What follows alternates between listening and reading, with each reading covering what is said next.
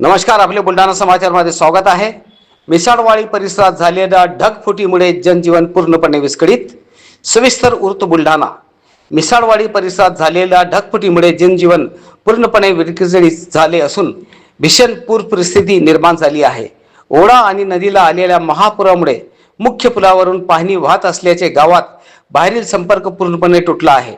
या आपत्कालीन परिस्थितीत उपसरपंच श्री हनुमान मिसाळ यांच्या मार्गदर्शनाखाली ग्रामस्थांनी तत्परता दाखवत बचाव कार्य हाती घेतले।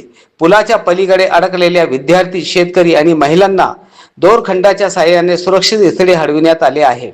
हे बचाव कार्य युद्ध पातळीवर राबविण्यात आले असून ग्रामस्थांच्या धाडसामुळे अनेकांना सुरक्षित बाहेर काढण्यात यश आले आहे।